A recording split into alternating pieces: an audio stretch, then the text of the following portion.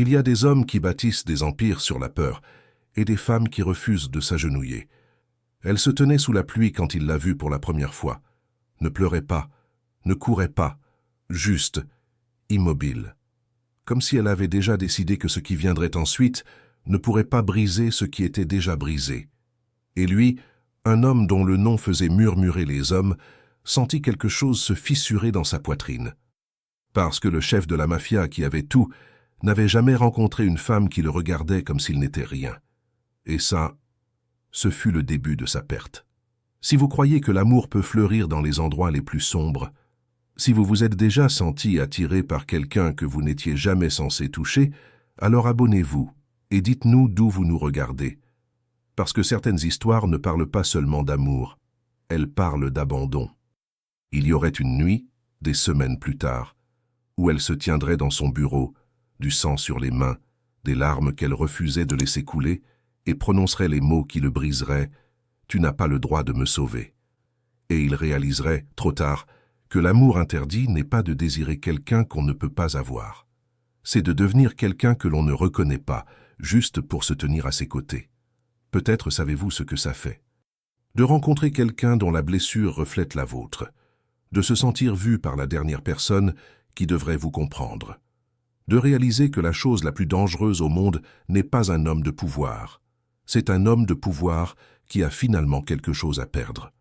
Elle ne savait pas, cette nuit pluvieuse, que lui dire non la rendrait inoubliable, que s'éloigner le ferait la suivre, que son refus deviendrait son obsession et sa présence deviendrait sa religion.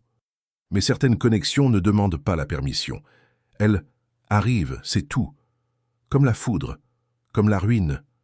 Ceci est l'histoire de la façon dont une femme qui avait tout perdu a appris à un homme qui contrôlait tout que le contrôle n'est qu'un autre mot pour la peur. Comment le silence est devenu leur langage. Comment le toucher est devenu leur confession. Et comment l'amour, réel, dévastateur, impossible, est devenu la seule chose à laquelle aucun d'eux ne pouvait survivre, ou vivre sans. Imaginez, une ville où la pluie a un goût de fumée et de secret, où les sols de marbre résonnent de pas qui n'hésitent jamais, où un seul regard à travers une pièce bondée peut signifier la loyauté ou la mort, où elle se déplaçait comme un fantôme à travers son monde de sang et de soie, intouchable, invendu, intrépide, et où lui, pour la première fois de sa vie brutale, a appris ce que signifiait vouloir quelque chose qu'il ne pouvait pas simplement prendre. Cela a commencé par un non. Cela aurait dû s'arrêter là. Mais certaines histoires ne suivent pas les règles. Elles suivent les battements de cœur. Et le leur était un rythme auquel aucun d'eux ne pouvait échapper. Elle n'était pas censée être là. Ce fut la première erreur. Le gala de charité était une parade de richesse et de murmures d'affaires, le genre d'événement où tout le monde souriait et où personne n'était en sécurité. Lustres en cristal, champagne qui coûtait plus cher qu'un loyer, des femmes dans des robes qui ressemblaient à des armures, des hommes dans des costumes qui cachèrent des couteaux, et elle, dans une simple robe noire qui faisait que, d'une manière ou d'une autre, toutes les autres femmes dans la pièce semblaient en faire trop. Elle n'était pas à sa place, et tout le monde le savait. Il la remarquait immédiatement. Non pas parce qu'elle était belle, même si elle l'était, de cette manière discrète et sans prétention qui vous surprend, mais parce qu'elle était seule, vraiment seule, pas solitaire, pas perdue, juste séparée, comme si elle existait sur une fréquence différente de celle des autres. Il l'a observée de l'autre côté de la pièce, un verre de whisky à la main, et a senti quelque chose d'inhabituel s'agiter dans sa poitrine, de la curiosité, et quelque chose de plus sombre. Son monde était bâti sur le contrôle. Chaque poignée de main était une négociation. Chaque sourire était une arme. Il savait lire les gens comme d'autres lisent des livres, leurs peurs, leurs désirs, leurs points de rupture. Mais quand elle a finalement jeté un coup d'œil dans sa direction, juste pour une seconde, il n'y avait rien. Aucune reconnaissance, aucune peur, aucun calcul. Juste un bref balayage indifférent de ses yeux avant qu'elle ne détourne le regard. Et ça, c'était inacceptable. Il a traversé la foule comme l'eau, sans effort, inévitable. Les gens s'écartaient pour lui sans réfléchir. Les conversations mouraient au milieu d'une phrase quand il passait. Sa réputation arrivait toujours avant lui. Au moment où il l'a atteinte, elle étudiait une peinture sur le mur, une chose abstraite tout en chaos et en couleurs, comme si elle détenait des réponses à des questions qu'elle n'avait pas encore posées. Magnifique, n'est-ce pas? Sa voix était grave, douce, le genre de voix qui oblige les gens à écouter. Elle ne s'est pas tournée. Je suppose, si vous aimez prétendre que le chaos est de l'art. Il a failli sourire. Presque. Et vous, vous n'aimez pas? Je pense que le chaos n'est que du chaos. L'appeler beau ne change pas ce qu'il est. Elle a pris une gorgée de son vin, rouge, bon marché comparé à ce que buvaient tous les autres, et n'a toujours pas levé les yeux vers lui. Ça vous permet juste de vous sentir mieux d'y avoir survécu. Il y avait quelque chose dans son ton. Pas de l'amertume, pas tout à fait. Plus comme de l'acceptation. Comme si elle avait fait la paix avec quelque chose que le reste du monde continuait de combattre. Et il a réalisé, debout là dans son costume à 15 000 €, tenant un verre de whisky qui coûtait plus cher que sa robe, qu'elle n'avait aucune idée de qui il était. Ou pire, elle le savait et s'en fichait. « Vous êtes ici seul », dit-il. « Pas une question. »« Vous aussi », a-t-elle répondu. Et pour la première fois depuis des années, il n'a pas eu de réplique toute prête. Certaines présentations n'ont pas besoin de nom, juste de la reconnaissance que tout est sur le point de changer. Son nom était Lorenzo Vitale, bien que la plupart des gens ne le prononçaient jamais à voix haute. Ils l'appelaient autrement. Léon, le lion. Non pas parce qu'il était bruyant, mais parce qu'il était létal, parce qu'il se déplaçait avec le genre de confiance tranquille qui venait du fait de savoir qu'il était le prédateur suprême dans toute pièce où il entrait. Banque, salle de conseil, ruelle sombre, peu importait. Il possédait tout. Il avait bâti son empire sur la précision, sur la compréhension que le pouvoir ne tenait pas à celui qui criait le plus fort, mais à celui qui murmurait en dernier. Sur le fait de savoir que la loyauté s'achetait par la peur et se maintenait par le respect. Il ne faisait pas de menaces. Il n'en avait pas besoin. Quand Lorenzo Vitale voulait quelque chose, cela se réalisait. Quand il voulait que quelqu'un disparaisse, cette personne s'évanouissait. Quand il voulait une information, les gens la lui offraient avant même qu'il ne la demande. C'était juste comme ça que le monde fonctionnait. Pour lui, jusqu'à elle. Elle avait quitté le galato, s'était éclipsée par une porte latérale pendant que tout le monde faisait semblant de s'intéresser à la vente aux enchères. Il l'avait regardée partir, avait observé sa façon de se déplacer, pas pressée, pas furtivement, juste, elle partait. Comme si elle avait rempli une obligation et en avait fini. Comme si sa présence, son intérêt, son existence entière n'avaient eu aucun impact. Et ça, c'était nouveau. Il avait découvert tout ce qu'il fallait savoir sur elle dès le matin. Sophia Rive, 29 ans, professeure d'art dans un centre communautaire en difficulté dans le centre-ville. Veuve depuis 3 ans. Son mari était mort dans un accident de voiture. Pas de famille, peu d'amis. Vivait dans un appartement modeste dans un quartier où ses associés ne se seraient pas montrés morts. Conduisait une voiture qui aurait dû être retirée de la circulation il y a une décennie. Payait ses factures à temps. Restait seule, ordinaire, à tous égards importants. Sauf qu'elle ne l'était pas, parce que les femmes ordinaires le regardaient avec désir ou peur. Les femmes ordinaires cherchaient son attention ou se bousculaient pour l'éviter.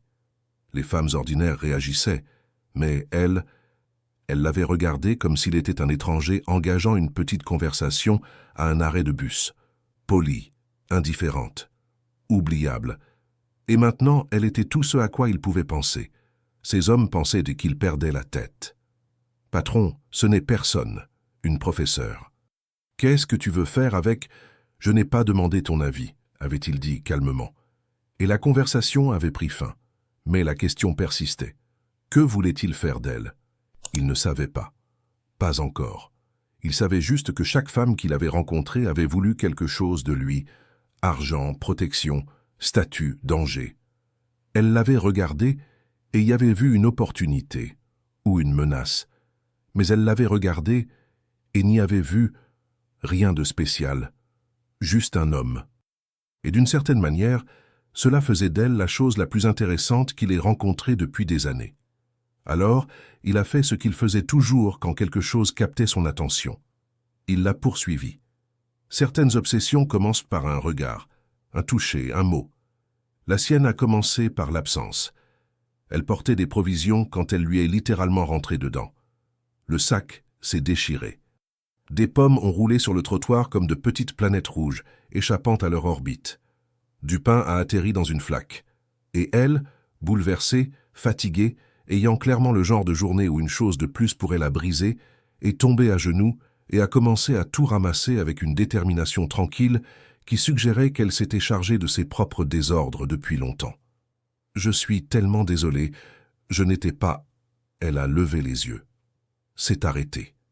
A cligné des yeux. Il était accroupi à côté d'elle, lui tendant une pomme. Veste de costume sans cravate, manches retroussées jusqu'au coude, ayant l'air totalement déplacé sur ce trottoir fissuré, dans ce quartier oublié, et pourtant, pas tant que ça. « Vous, dit-elle. »« Moi, acquiesça-t-il. » Pendant un instant, aucun des deux n'a bougé. La ville bourdonnait autour d'eux. Klaxons de voitures, sirènes lointaines, la radio de quelqu'un jouant trop fort.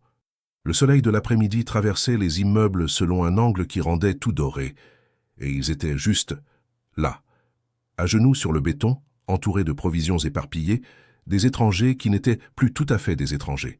« Vous me suivez ?» Sa voix était plus fatiguée que fâchée.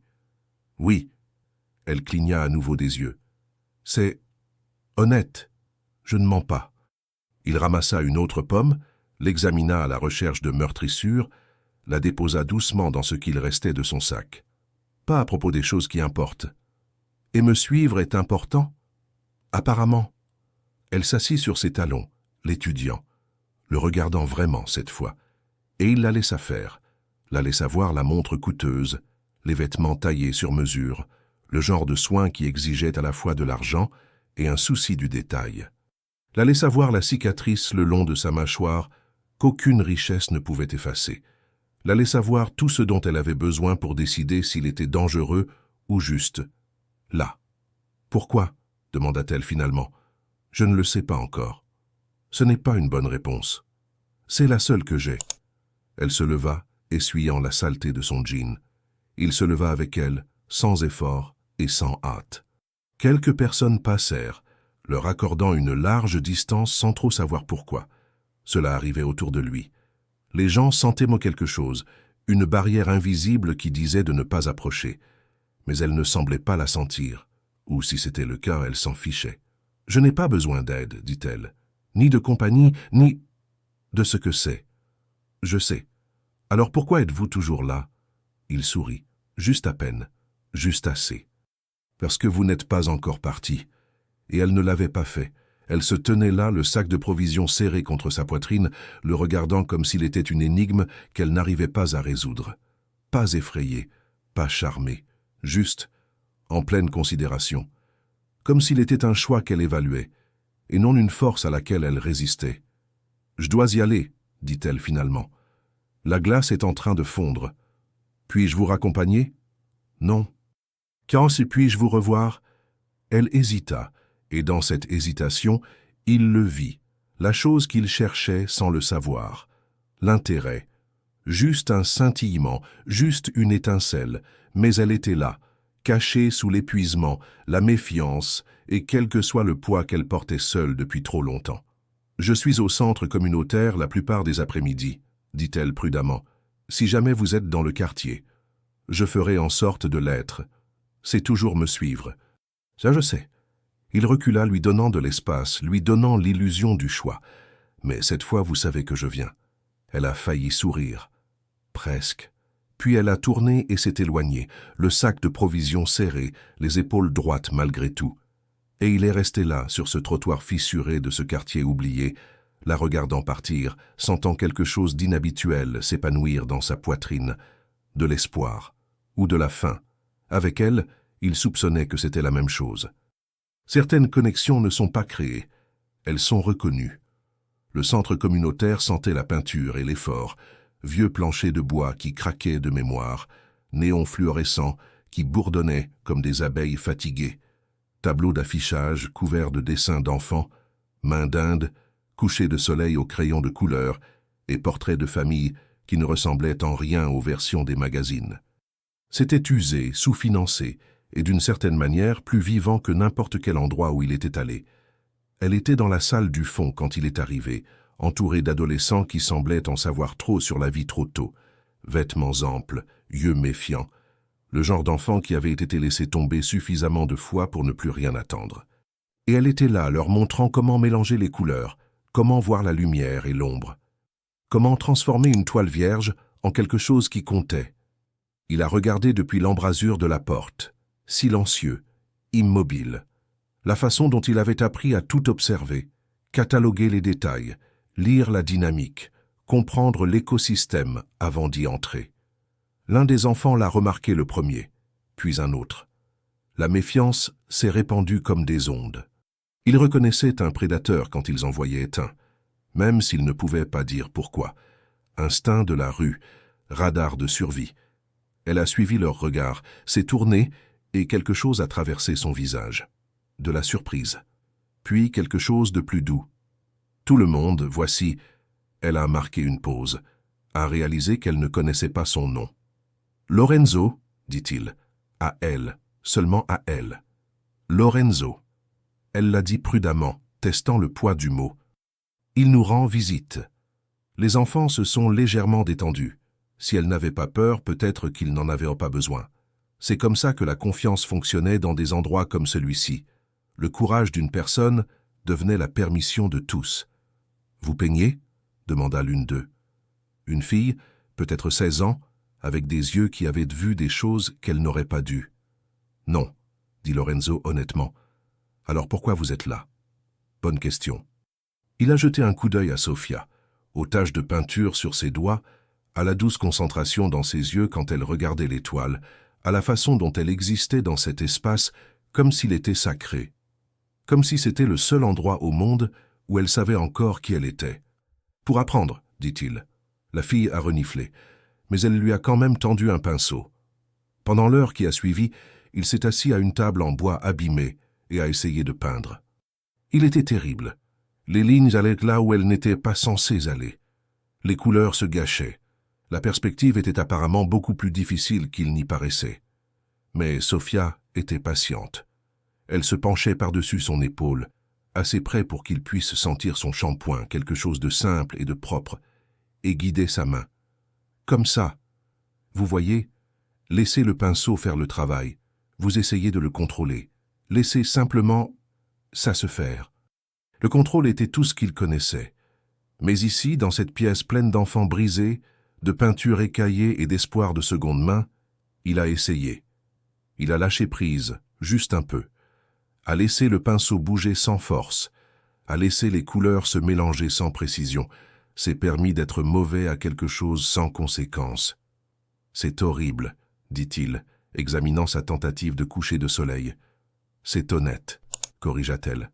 « C'est plus difficile. » Les enfants sont partis un à un finalement, emportant leurs œuvres avec eux, transportant des morceaux de beauté dans l'obscurité qui les attendait dehors. Et puis, il ne resta que deux, dans une pièce qui sentait la térébenthine et la possibilité, avec la lumière de fin d'après-midi qui filtrait à travers les fenêtres sales. « Pourquoi faites-vous ça » demanda-t-il. « Pas le centre, pas l'enseignement. » Il voulait parler de tout cela, le fait de rester, de s'occuper d'eux, de se montrer pour des enfants qui ne la remercieraient peut-être jamais. Elle est restée silencieuse pendant un long moment, lavant les pinceaux dans l'évier. L'eau a coulé rouge, puis bleue, puis claire, parce que quelqu'un l'a fait pour moi une fois. Quand je n'avais rien, quand je n'étais rien. Vous n'avez jamais été rien. Vous ne me connaissiez pas à l'époque. Je vous connais maintenant. Elle le regarda par-dessus son épaule, vraiment regardé, et il vit à nouveau ce poids qu'elle portait, cette histoire qu'elle ne pouvait pas vraiment déposer. Cet endroit est ce que j'ai bâti à partir des cendres. Après, elle a laissé sa phrase en suspens, n'a pas dit après avoir tout perdu, n'a pas dit après la mort de mon mari. Elle n'en avait pas besoin, il pouvait lire le chagrin, il en avait causé suffisamment. Après, répéta-t-il doucement, comprenant. Après, acquiesça-t-elle, certaines personnes reçoivent une assurance-vie et des plats de la sympathie. Moi, j'ai eu ça, et ses enfants, et la chance de faire en sorte que quelque chose compte, même si c'est petit, même si c'est juste d'apprendre à quelques adolescents qu'ils peuvent créer de la beauté, même quand le monde ne cesse de leur montrer de la laideur. Elle l'a dit simplement, comme si ce n'était pas la chose la plus dévastatrice qu'il ait entendue depuis des années. Comme si elle ne savait pas que chaque mot était une fenêtre sur la raison pour laquelle elle était différente. Pourquoi elle était dangereuse? Pourquoi il ne pouvait pas s'arrêter de penser à elle?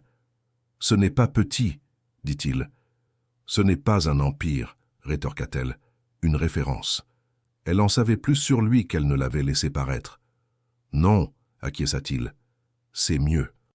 Elle se tourna complètement alors, s'appuyant contre l'évier, l'étudiant avec ses yeux clairs et prudents. Pourquoi êtes-vous vraiment là, Lorenzo? Parce que vous ne voulez rien de moi. Parce que vous me regardez comme si j'étais humain. Parce que j'ai passé 20 ans à devenir quelqu'un que je ne reconnais pas, et quand je suis près de vous, je me souviens de ce que ça faisait d'être réel. Mais il n'a rien dit de tout ça. Au lieu de cela, il se leva, marcha jusqu'à l'endroit où elle se tenait, s'arrêta juste assez près pour que sa présence soit sentie, mais pas invasive. Parce que je veux savoir ce qui est arrivé à la femme du gala. Celle qui m'a dit que le chaos n'était que du chaos. Elle est toujours là. Je sais. C'est ce que je veux comprendre. Pourquoi? Parce que tout le monde que j'ai jamais rencontré veut quelque chose de moi, ou veut s'éloigner de moi. Il marqua une pause. Vous ne semblez vouloir ni l'un ni l'autre. Peut-être que je n'ai juste pas encore décidé, alors j'attendrai. Et si je décide que je veux que vous partiez, alors je partirai. Simple, vrai, terrifiant. Elle chercha le mensonge sur son visage, l'angle, quel que soit le jeu que c'était, mais il n'y en avait pas. Juste un homme puissant, dangereux, compliqué, debout dans une pièce tachée de peinture d'un quartier oublié, lui offrant la seule chose qu'il n'offrait jamais à personne, le choix. « Je ferme dans 1 heure, dit-elle finalement. Il y a un bistrot 2 pâtés de maison d'ici. Le café est terrible, mais la tarte est bonne. Vous me demandez de rester? Je dis que si vous allez me suivre de toute façon, autant que vous preniez de la tarte. » Et pour la 2e fois depuis qu'il l'avait rencontrée, il sourit. Un vrai cette fois. Le genre qui changeait tout son visage, le faisait paraître plus jeune, le faisait ressembler à la personne qu'il aurait pu être si la vie avait pris des tournants différents. « J'aime la tarte, dit-il. Certains murs ne tombent pas, ils s'ouvrent comme des portes quand vous cessez d'essayer de les abattre. » Le bistrot était exactement comme elle l'avait décrit. Banquette en vinyle réparée avec du ruban adhésif toilé, un jukebox dans le coin qui ne jouait que de la musique country, et une serveuse nommée Dolores qui appelait tout le monde « chérie » et remplissait le café sans qu'on le lui demande. Le genre d'endroit qui existait dans toutes les villes, mais n'appartenait à aucun guide touristique. Un refuge pour les gens qui avaient le besoin de nourriture bon marché et d'aucune question. Sofia a commandé de la tarte aux pommes. Lorenzo a commandé un café noir et l'a regardé manger. Pas d'une manière effrayante, d'une manière curieuse, comme s'il essayait de comprendre comment quelqu'un pouvait trouver de la joie dans quelque chose d'aussi simple. Elle l'a remarqué. « Vous me fixez, dit-elle, la fourchette à mi-chemin de sa bouche. Vous êtes intéressante. Je mange de la tarte. Vous mangez de la tarte comme si c'était la meilleure chose qui vous soit arrivée de la semaine. » Elle posa sa fourchette, réfléchit. Peut-être que ça l'est, et quelque chose dans la façon dont elle l'a dit, pas triste, pas amère, juste honnête, lui a serré la poitrine. Quand était la dernière fois que quelque chose d'aussi simple avait été la meilleure partie de sa semaine? Il ne s'en souvenait pas. Ses semaines étaient mesurées en affaires, en territoires et en problèmes à résoudre. En chiffres et en noms et dans l'équilibre prudent du pouvoir. Il n'y avait pas de place pour la tarte, pas de place pour le meilleur, juste nécessaire et terminé. « Votre tour, dit-elle. »« Mon tour? Au centre, vous m'avez demandé pourquoi je fais ce que je fais. Maintenant, je vous le demande. Pourquoi faites-vous ce que vous faites? » Il aurait pu mentir. Aurait dû mentir. Lui donner une version aseptisée sur les affaires, l'héritage et le fait de construire quelque chose qui comptait. Mais il y avait quelque chose chez elle, dans la façon dont elle le regardait, attendant sans juger, qui faisait que mentir semblait une perte de temps pour eux deux. « Parce que j'y suis bon, dit-il, et parce que l'alternative était pire. » Quelle était l'alternative? Être la personne à qui les choses arrivaient au lieu d'être la personne qui les provoquait. Elle a absorbé cela, a pris une autre bouchée de tarte, a réfléchi pendant qu'elle mâchait. Et maintenant? Maintenant, je suis la personne qui fait en sorte que les choses arrivent, pour le meilleur ou pour le pire. Surtout pour le pire? Il a presque souri. Vous seriez surprise. Essayez-moi. Alors il l'a fait. Pas tout. Pas le sang, les corps et les affaires qui salissaient plus que les mains, mais suffisamment. Assez sur le fait d'avoir grandi dans un quartier pas beaucoup mieux que celui-ci, avec un père dont les dettes sont devenues son héritage, et une mère qui lui a appris que l'amour n'était qu'un autre mot pour l'influence. Assez sur les choix qui n'en étaient pas, la violence qui était la survie, la lente transformation de victime à vainqueur. Assez pour lui montrer la forme de l'homme qu'il était devenu, même s'il ne pouvait pas lui montrer toutes les cicatrices. Elle a écouté sans interrompre, sans broncher, sans l'horreur ou la fascination qu'il voyait habituellement lorsque les gens apercevaient sa réalité. Elle a juste écouté, la façon dont elle écoutait probablement ses enfants du centre quand ils lui faisaient enfin assez confiance pour dire la vérité. Donc, vous avez bâti un empire, dit-elle quand il eut fini, pour vous assurer de ne plus jamais être impuissant. Oui. Et maintenant, vous avez tout. Oui. Sauf que vous êtes assis dans un bistrot avec un café terrible, parlant à une femme qui n'a rien dont vous ayez besoin. Elle pencha la tête. Pourquoi? C'était la même question qu'elle avait posée auparavant, avec des mots différents. Et il n'avait toujours pas de bonne réponse. Ou peut-être qu'il en avait une et qu'il n'était juste pas prêt à la dire à voix haute, que le pouvoir était solitaire, que le contrôle était épuisant, que quelque part en chemin il avait construit un royaume et oublié de construire une vie. Peut-être que je suis fatigué d'avoir tout, dit-il doucement, ou peut-être que vous avez finalement réalisé que tout n'est pas suffisant. Elle l'a dit doucement, pas une accusation, juste une observation. Et ça a atterri comme un coup de poing. Ils sont restés en silence pendant un moment. Dolores a rempli son café. Le jukebox jouait quelque chose de nasillard sur le chagrin et les autoroutes. Dehors, la ville suivait ses rythmes de soirée, les gens rentrant chez eux, les lumières s'allumant, la douce transition du jour à la nuit, et à l'intérieur de cette petite cabine, dans ce bistrot quelconque, quelque chose a changé. Pas de la romance, pas encore, mais de la reconnaissance. Deux personnes qui avaient survécu à des enfers différents, se voyant clairement pour la première fois. « Je devrais y aller », dit finalement Sofia. Mais elle ne bougea pas. « Vous devriez », acquiesça Lorenzo, mais il ne voulait pas qu'elle parte. « C'est compliqué. »« Oui. Vous êtes dangereux. »« Oui. J'ai déjà tout perdu une fois. Je n'ai pas l'intention de revivre ça. »« Je sais. » Elle a croisé son regard. « Alors pourquoi êtes-vous toujours là ?» Et cette fois, il lui a dit la vérité. La vraie vérité. Celle qui lui faisait plus peur que n'importe quel ennemi. Parce que quand je suis avec vous, je me souviens de ce que ça fait de vouloir quelque chose au lieu d'en avoir besoin, de choisir au lieu de conquérir. Il marqua une pause.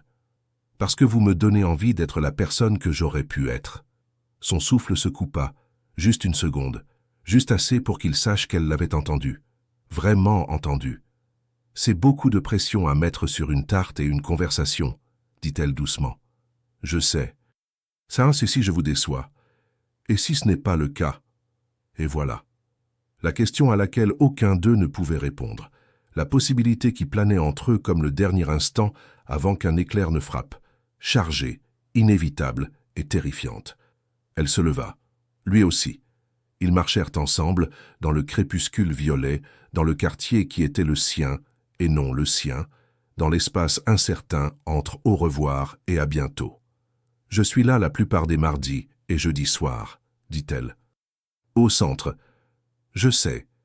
C'est toujours me suivre. C'est aussi se présenter. Elle a presque souri. Il y a une différence? Dites-moi. Et cette fois, elle sourit. Petit et rapide, comme un secret qu'elle n'était pas encore tout à fait prête à partager. Je suppose qu'on verra bien. Puis elle s'éloigna, et il la laissa faire. Resta debout à ce coin de rue, dans ce quartier que son chauffeur n'aurait jamais choisi, la regardant partir, sentant quelque chose s'épanouir dans sa poitrine qui n'avait rien à voir avec le pouvoir, le contrôle ou l'empire. Certains désirs sont simples, ils vous demandent juste d'être assez courageux pour les admettre. 3 semaines. C'est le temps qu'il a fallu pour que tout change. 3 semaines de mardi et de jeudi soir, de doigts tachés de peinture et de café terrible, de conversations qui commençaient par l'art et se terminaient quelque part plus profondément, de silences qui sonnaient comme leur propre langage, de Lorenzo apprenant les noms des enfants, Maria, de Sean et le petit Carlos qui ne peignait que des dinosaures, de Sofia le laissant lentement, prudemment, entrer dans le monde qu'elle avait bâti à partir des cendres. Il a apporté des fournitures, de nouveaux pinceaux, de vraies toiles au lieu de papier cartonné, de la peinture qui ne venait pas du magasin à prix unique. Elle a d'abord protesté « Vous ne pouvez pas acheter votre entrée dans la vie des gens ». Mais il avait souri et dit « Je n'achète pas, j'investis ». Et la distinction était importante, pour elle, pour lui, pour ce que cela devenait.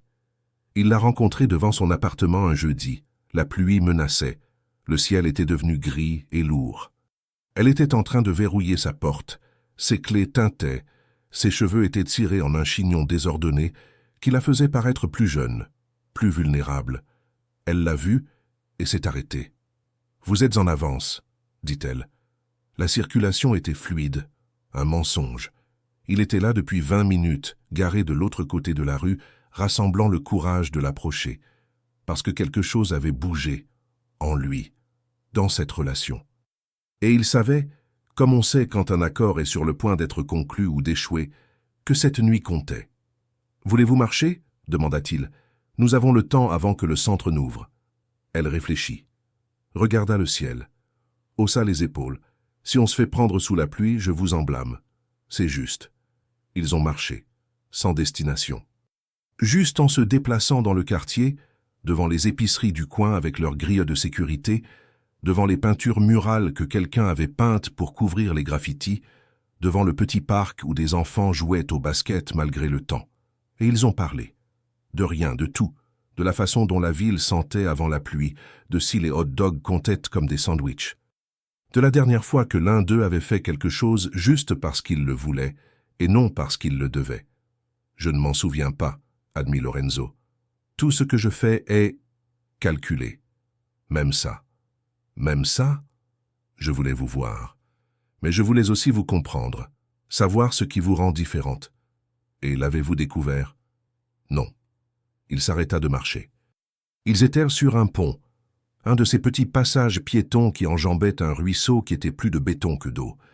Des graffitis sur les garde-corps, des ordures prises dans les roseaux en dessous, beau de la manière dont les choses oubliaient le son parfois. Je sais juste que je ne veux pas arrêter d'essayer. Elle se tourna pour lui faire face. Le vent se leva, faisant échapper des mèches de cheveux de son chignon. Les premières gouttes de pluie commencèrent à tomber, légères et hésitantes, et elle le regarda avec ses yeux clairs et prudents qui le hantaient depuis des semaines. « Lorenzo, je sais, c'est compliqué. Je suis dangereux. Vous avez déjà tout perdu. » Il prit une respiration. « Mais j'ai besoin que vous sachiez que ça, vous n'êtes pas un jeu. Vous n'êtes pas une conquête. Vous êtes... » Il laissa sa phrase en suspens. Ne trouvait pas de mots assez grands pour ce qu'elle était. « Je suis quoi? Réel. » Le mot sortit rugueux, honnête. Tout dans ma vie est une influence, une performance ou une stratégie. Mais quand je suis avec vous, je n'ai pas besoin d'être le chef de la mafia. Je peux juste être moi. Qui que ce soit. La pluie tombait plus fort maintenant, des gouttes froides qui trempèrent les vêtements et collèrent les cheveux au front. Ils auraient dû courir, auraient dû trouver un abri. Mais aucun d'eux ne bougea. « Vous me demandez de vous faire confiance, dit-elle doucement, de croire que vous, avec votre pouvoir et votre empire et votre... » Elle fit un vague geste vers lui, vers tout ce qu'il était. « Que vous voulez la simplicité, que vous voulez le réel. Je ne vous demande pas de croire quoi que ce soit, je vous demande juste de me laisser essayer. Et si vous échouez, si ça se termine mal, si... » Il s'approcha, assez près pour que la pluie tombe sur eux deux comme un baptême, assez près pour voir les paillettes d'or dans ses yeux, assez près pour compter ses respirations. « Alors nous y survivrons, dit-il, comme nous avons survécu à tout le reste. » Et elle a craqué. Quel que soit le mur qu'elle construisait, quelle que soit la défense qu'elle maintenait, il s'est fissuré. Pas bruyamment, pas de façon dramatique, juste fissurée, comme la première fente dans la glace avant le printemps. « C'est une mauvaise idée, » murmura-t-elle. « Probablement. Vous allez me briser le cœur. Peut-être. Ou peut-être que vous briserez le mien en premier. Lorenzo, embrassez-moi. Pas une demande. Une requête. Vulnérable et brute. S'il vous plaît. Parce que j'y pense depuis 3 semaines, et j'ai besoin de savoir si c'est réel ou si j'ai perdu la tête. » Elle aurait dû dire non, aurait dû s'en aller, aurait dû se protéger de la douleur inévitable qui accompagnait l'amour pour les hommes dangereux. Mais elle ne l'a pas fait. Au lieu de cela, elle leva la main, la posa sur sa poitrine juste au-dessus de son cœur, qui battait la chamade comme il ne l'avait pas fait depuis qu'il était assez jeune pour ressentir la peur, et dit « Si ça tourne mal, ça n'arrivera pas. Vous ne pouvez pas savoir ça. » « Non, mais je sais ça. » Et il l'embrassa. Doux d'abord, tendre, comme s'il avait peur qu'elle disparaisse s'il insistait trop fort. Sa main monta pour encadrer son visage, son pouce effleurant son os de la joue. Sa main se crispa dans sa chemise. La pluie les trempait tous les deux, froide et implacable, mais aucun d'eux ne la remarqua. Il n'y avait que la chaleur de sa bouche contre la sienne. La façon dont elle émit un petit son, surprise ou abandon, ou les deux.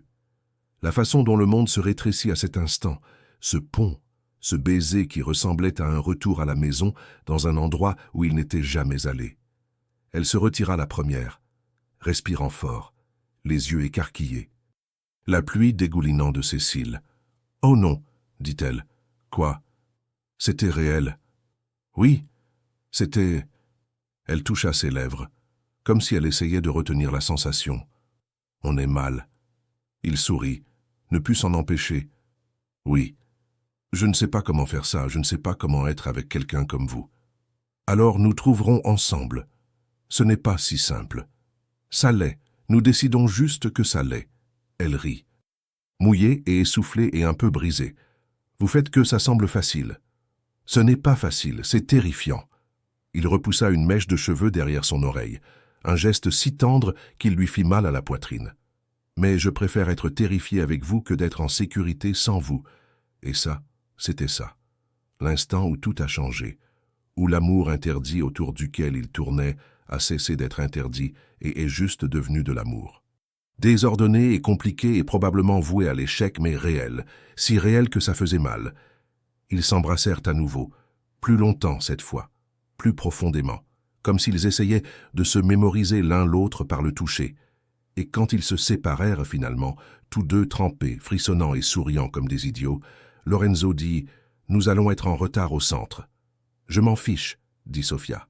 « Moi non plus. » Et ils restèrent sur ce pont, sous cette pluie, dans ce coin oublié de la ville, se tenant l'un l'autre comme si le monde pouvait prendre fin, mais qu'au moins ils l'affronteraient ensemble. Certains baisers ne commencent pas des histoires, ils ne font que rendre inévitable ce qui allait toujours arriver. Ils sont devenus un secret, non pas parce qu'il le lui avait demandé, bien que son monde soit suffisamment dangereux pour rendre le secret nécessaire, mais parce qu'elle en avait besoin. Avait besoin que cette chose entre eux soit seulement à eux, loin de son empire, loin de son passé. Juste deux personnes qui s'apprenaient dans les marges de leur vie.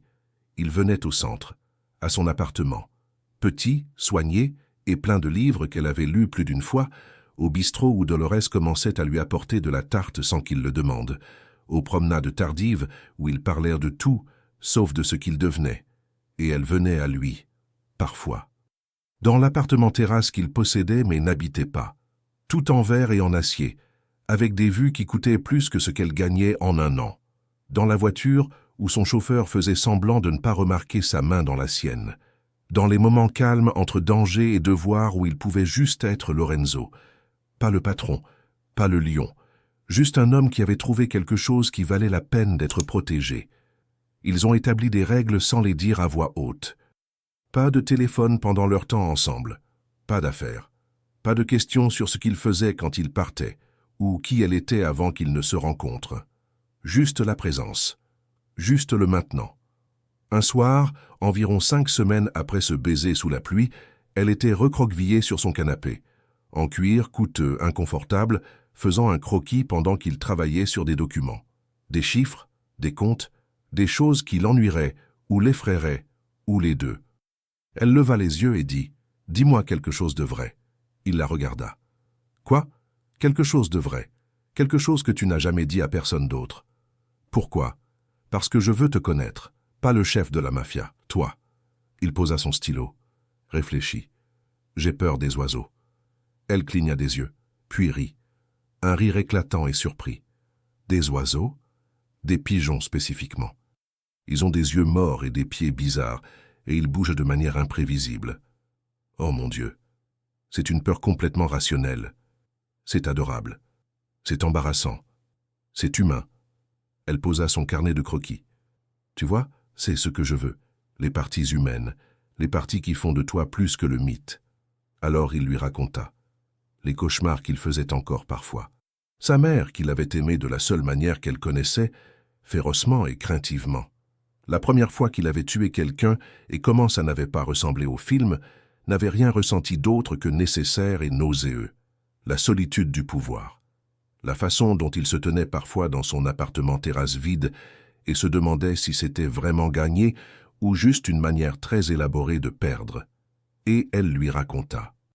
L'année après la mort de son mari, où elle avait oublié comment dormir, comment manger, comment être autre chose que le vide, la culpabilité d'avoir survécu, le fait d'avoir construit le centre comme pénitence ou comme but, elle n'était toujours pas sûre. La peur de n'aimer plus jamais personne, de ne laisser entrer personne, de ne jamais risquer le genre de perte qui l'avait presque détruite. « Et maintenant ?» demanda-t-il. « Maintenant, je suis terrifiée, avoua-t-elle. Parce que ça, toi, tu es la première chose que j'ai voulu depuis que j'ai appris le goût de la perte. Je ne vais nulle part. Tu ne peux pas promettre ça. Non, mais je peux promettre que j'essaierai. » Ce n'était pas assez, c'était tout. Ils sont tombés dans un rythme. Mardi et jeudi au centre, où il était étonnamment doué avec les enfants, patient d'une manière qui la choquait, protecteur d'une manière qui ne la choquait pas. Les week-ends où il pouvait s'échapper de ses obligations, se présentant à sa porte avec des plats à emporter, et ce petit sourire qui signifiait qu'il avait pensé à elle. Les nuits tardives où elle ne pouvait pas dormir, et lui non plus, tous deux façonnés par la perte de différentes manières, trouvant du réconfort dans le fait d'être éveillés ensemble. Il l'a apprise, la façon dont elle buvait son café, trop de crème, juste assez de sucre. La façon dont elle s'endormait en lisant, le livre ouvert sur sa poitrine, ses lunettes de lecture glissant sur son nez. La façon dont elle fredonnait quand elle peignait, des mélodies inconscientes qui n'avaient pas de mélodie. La façon dont elle le touchait, prudemment au début puis avec une confiance grandissante, comme si elle le mémorisait du bout des doigts. La façon dont elle riait, rare et réelle, et qui valait tout ce qu'il fallait pour l'obtenir. Elle l'a appris. La tension qu'il portait dans ses épaules. La façon dont son accent devenait plus fort quand il était fatigué ou en colère. La cicatrice sur ses côtes, due à un couteau qui était passé trop près. Les autres cicatrices, les invisibles, qui façonnaient chacun de ses choix. La façon dont il la regardait comme si elle pouvait s'évanouir s'il détournait les yeux. La façon dont il la touchait, avec respect, prudemment, comme si elle était quelque chose de précieux et de fragile. La façon dont il disait son nom, Sophia, comme si c'était une prière ou une promesse ou les deux. « Qu'est-ce qu'on fait ?» demanda-t-elle un soir. Ils étaient dans sa cuisine, marbre et chrome et sous-utilisés, faisant des pâtes parce qu'elle avait insisté sur le fait que personne ne devrait vivre uniquement de plats à emporter. « On fait de la carbonara, » dit-il. « Peu utile. Tu sais ce que je veux dire. » Il le savait. Ils avaient soigneusement évité cette conversation pendant des semaines. Ne pas la définir, ne pas l'examiner de trop près, parce que nommer les choses leur donnait du pouvoir, et le pouvoir les rendait réelles, et réelles signifiait qu'elles pouvaient être perdues. « Je ne sais pas, » dit-il honnêtement. « Je n'ai jamais fait ça avant. »« Fait quoi, sorti avec quelqu'un ?»« Tenu à quelqu'un. » Il se tourna pour lui faire face. Toutes les personnes avec qui j'ai été voulèrent quelque chose. Statut, argent, le frisson du danger. Mais toi, il secoua la tête. Tu veux que je sois ennuyeux, que je cuisine des pâtes, regarde des films et parle d'oiseaux.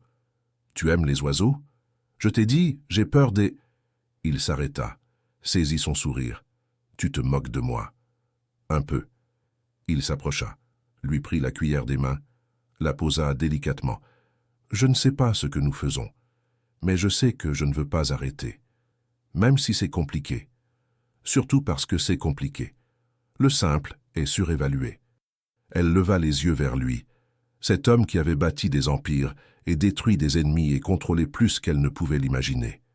Qui se tenait dans sa cuisine, apprenant à faire de la carbonara et avouant qu'il avait peur des pigeons.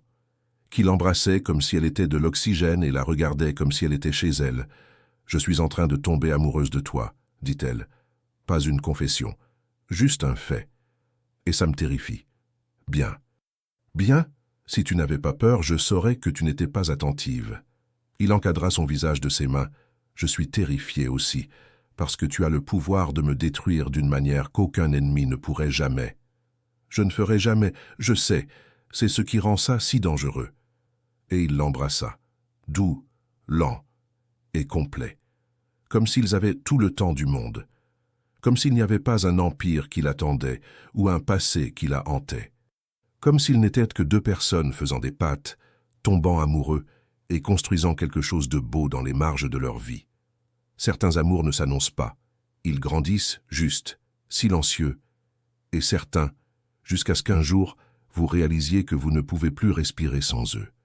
Il pleuvait encore quand tout a basculé. C'est amusant de voir comment la pluie marquait sans cesse leurs moments, comme si l'univers effaçait ce qui venait avant pour que quelque chose de nouveau puisse grandir. Elle avait passé une mauvaise journée. Un de ses enfants, de Sean, 17 ans et trop intelligent pour sa situation, avait été arrêté. Mauvais endroit, mauvais moment, mauvaise couleur de peau. Les charges seraient probablement abandonnées, mais le mal était fait. Une autre statistique. Une autre histoire qui se terminait prématurément. Elle avait passé des heures à téléphoner, à tirer des ficelles qu'elle n'avait pas, ressentant l'impuissance qui venait du fait de se soucier profondément sans pouvoir beaucoup agir. Lorenzo l'a trouvée sur les marches de son appartement, trempée par la pluie à nouveau, ne pleurant pas mais proche, juste assise, regardant dans le vide. Cette même immobilité qu'il avait remarquée la toute première fois. Il n'a pas posé de questions. C'est juste assis à côté d'elle, assez près pour que leurs épaules se touchent, assez près pour être présent sans être envahissant. « Je peux arranger ça », dit-il finalement, doucement, offrant. « Non. J'ai des avocats, des relations. Je peux. Je sais que tu le peux. » Elle se tourna pour le regarder. « Mais tu ne le feras pas, parce que ce n'est pas la solution. C'est juste déplacer des pièces sur un plateau brisé. Ça aiderait de Sean.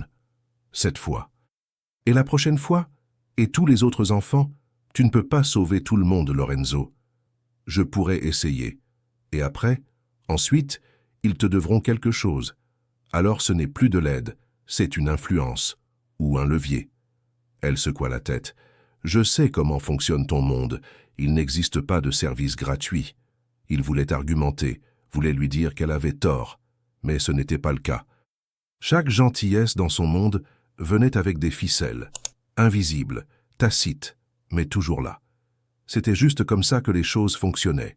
Comment il avait survécu, comment il avait tout construit.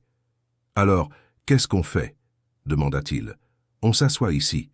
On ressent ce que l'on ressent. On se souvient que se soucier fait parfois mal, et on le fait quand même. » Alors, ils l'ont fait.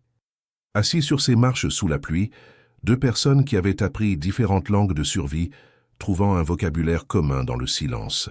Plus tard, après que la pluie eut cessé, après qu'elle se soit douchée et changée, après qu'il ait commandé de la nourriture qu'ils ont à peine touchée, elle vint à lui. Pas comme elle le faisait d'habitude, prudente et testant le terrain, mais avec intention, avec décision. « Reste, dit-elle. Un mot, un poids infini. Je reste. Non. Je veux dire, reste, ici, ce soir, avec moi. » Et il comprit.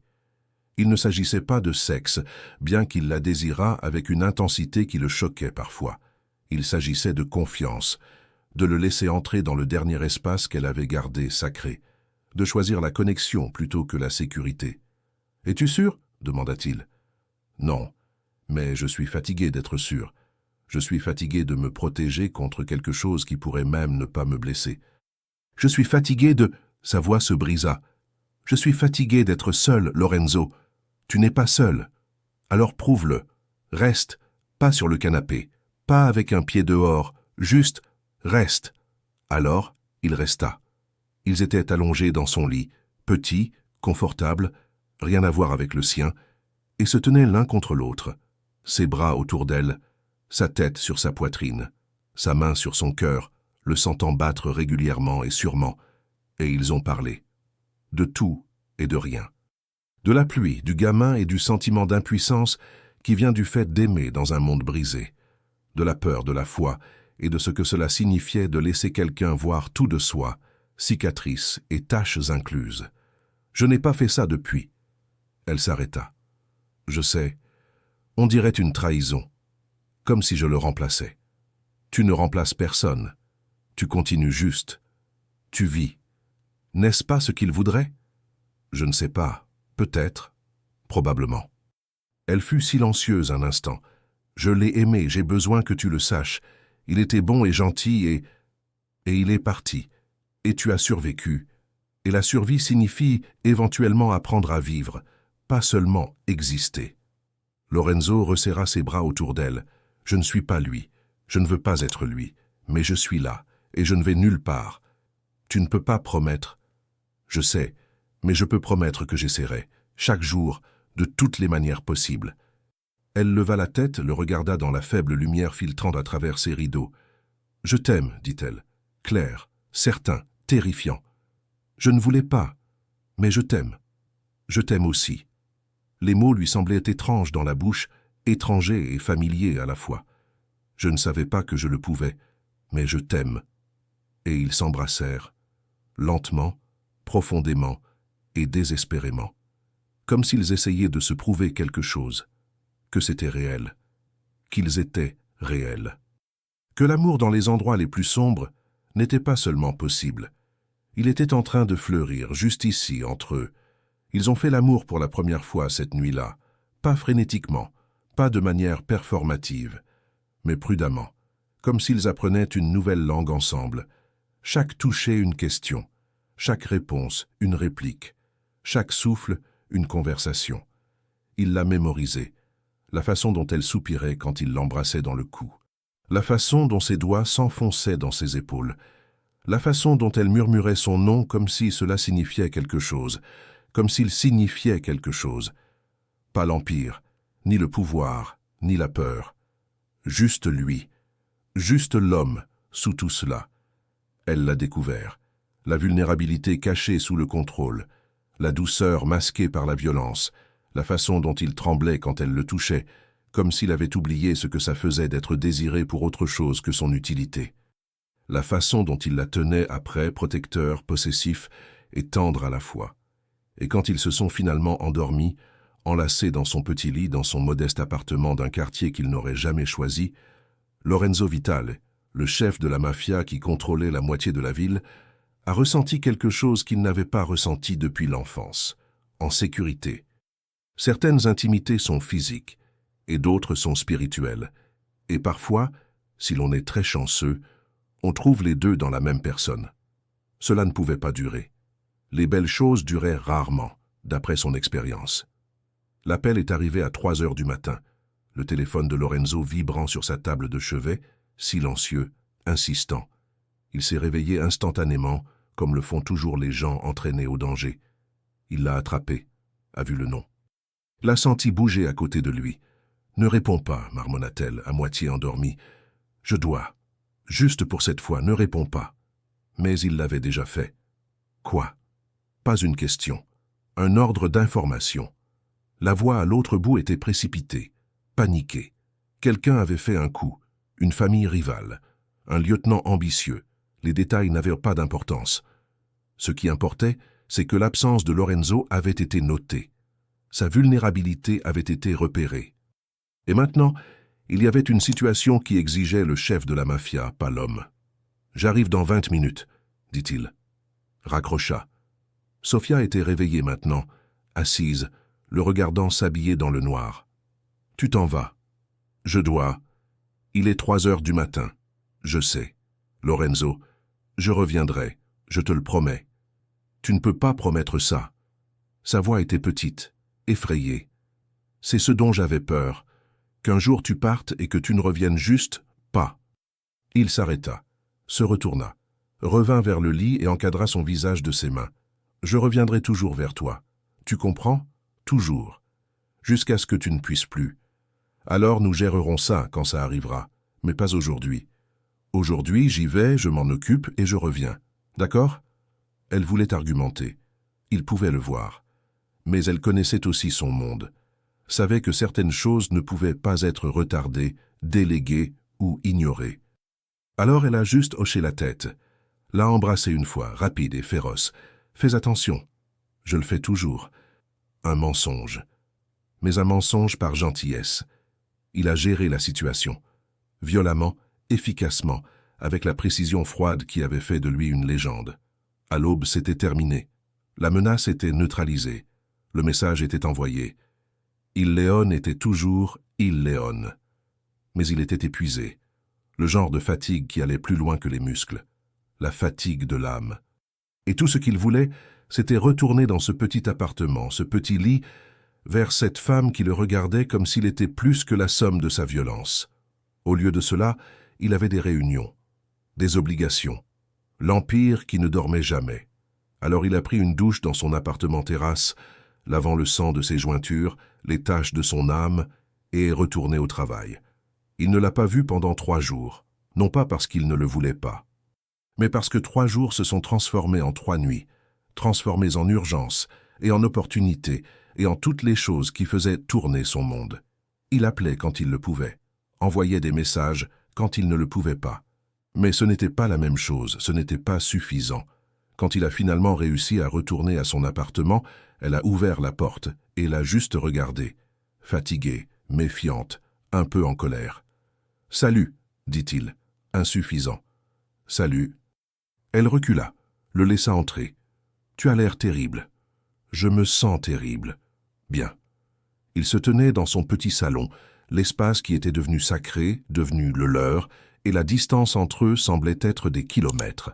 « Je suis désolé, dit-il. J'ai essayé de... Je sais que tu as essayé. » Elle croisa les bras. Protectrice. « Mais c'est ce que ça va être, n'est-ce pas? Toi qui disparais pendant des jours. Moi qui ne sais pas si tu es blessé ou mort ou juste occupé. Moi qui attends, qui m'inquiète, qui bâtit ma vie autour de ton absence. Ce n'est pas toujours comme ça, n'est-ce pas? » Elle n'était pas en colère. Cela aurait été plus facile. Elle était résignée. « Parce que c'est ton monde, Lorenzo, c'est ce que tu fais. Et je le savais. Vraiment, je ne savais juste pas ce que ça ferait d'aimer quelqu'un dont la vie est toujours sur le fil. Je ferai mieux. Je trouverai du temps. Ce n'est pas la question. » L'interruption éclata, vive et douloureuse. La question est que ton monde et mon monde, ils ne vont pas ensemble. Ils ne peuvent pas. Parce que quand tu es avec moi, tu n'es pas le patron. Tu es Lorenzo.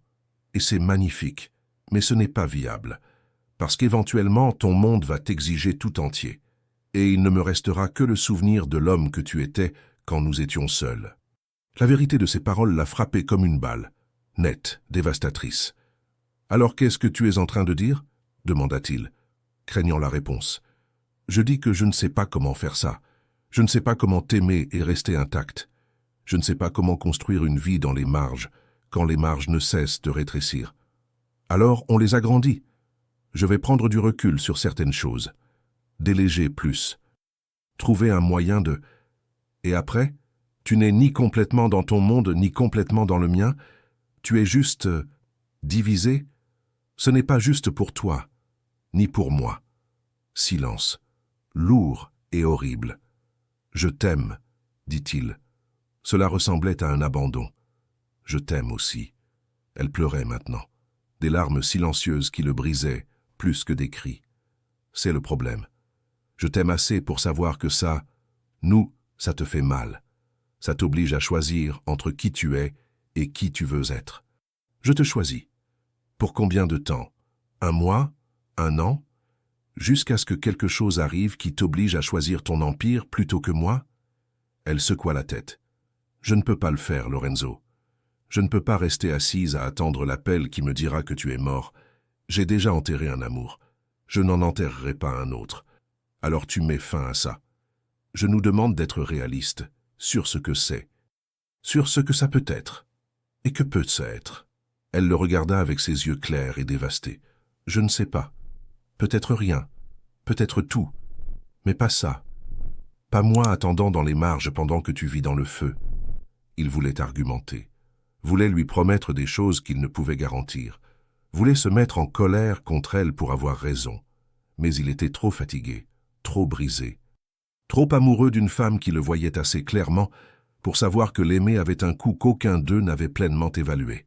« Je devrais partir, dit-il. »« Lorenzo. »« Non, tu as raison. Ça n'allait jamais marcher. J'étais juste trop têtu pour le voir. Ce n'est pas ce que je dis. N'est-ce pas ?» Il se dirigea vers la porte, s'arrêta, regarda en arrière. « Je pensais ce que j'ai dit. À propos de revenir. À propos de toujours revenir. Mais tu dois décider si tu seras là quand je le ferai. » Puis il partit, sortit dans la matinée qui ressemblait à une fin, monta dans sa voiture, retourna à son empire. Et pour la première fois depuis des années, Lorenzo Vitale, qui avait conquis tous les ennemis, qui avait bâti quelque chose à partir de rien, qui avait survécu à tout ce que la vie lui avait jeté, se sentit comme s'il avait finalement perdu un combat qui comptait. Certaines batailles ne sont ni gagnées ni perdues, elles sont juste menées jusqu'à ce que tout le monde soit trop fatigué pour continuer à frapper. Une semaine passa, puis 2, puis 3. Lorenzo se jeta à corps perdu dans le travail, dans l'expansion, la consolidation et toutes les choses qui avaient compté avant elle. Il était impitoyable, efficace, plus performant qu'il ne l'avait été depuis des mois, parce que quand on n'a plus rien à perdre, on ne retient plus ses coups. On ne fait plus de compromis. On devient juste la chose que tout le monde craignait déjà. Ces hommes le remarquèrent, lui donnèrent de l'espace, savaient qu'il valait mieux ne pas poser de questions sur la femme qui avait brièvement rendu le patron presque humain. Mais la nuit, dans son appartement terrasse plein de rien de coûteux, il pensait à elle, à la façon dont elle l'avait regardé quand elle l'aimait, au son de son rire, au goût de son café, à la sensation de sa main dans la sienne. À la vie qu'ils avaient construite dans des marges qui auraient dû être assez grandes, au choix qu'ils n'avaient jamais vraiment fait. Sofia fit le contraire, elle se contracta, se rendit petite, sûre et engourdie, allait au centre, enseignait aux enfants, rentrait chez elle, répétait, construisit une routine qui n'avait pas de place pour les sentiments parce que les sentiments voulaient dire se souvenir, et se souvenir voulait dire se briser. Les enfants savaient que quelque chose n'allait pas. « Mademoiselle Sofia, ça va ?» demanda Maria un soir. « Ça va, ma chérie. Vous avez l'air triste. » Juste fatiguée. Mais Maria n'était pas dupe. L'homme qui venait ici, celui qui vous regardait comme si vous étiez le soleil, il est parti, hein? Les mains de Sofia s'immobilisèrent sur le pinceau. « Oui. Il vous a fait du mal? » « Non. Jamais. » « Alors pourquoi ?» Bonne question. Pourquoi l'amour devait-il être un choix entre la sécurité et l'abandon? Pourquoi ne pouvait-on pas avoir les deux? Pourquoi le fait de s'attacher coûtait-il toujours plus cher que ce que l'on avait prévu? Parfois les gens ne s'accordent pas, dit Sofia prudemment, même quand ils s'aiment. C'est stupide, dit Maria avec la certitude d'une adolescente, et peut-être que ça l'était. Un mardi, 5 semaines après le départ de Lorenzo, Sofia fermait le centre quand elle trouva l'enveloppe. Blanche et simple, son nom dans une écriture qu'elle reconnaissait. À l'intérieur, une clé et un mot. « J'ai acheté le bâtiment. Le centre est à toi. » Sans aucune condition, sans influence. Juste parce que tu as besoin d'espace pour faire ce que tu fais. Et j'ai besoin de savoir que tu es en sécurité en le faisant. L'acte est à ton nom.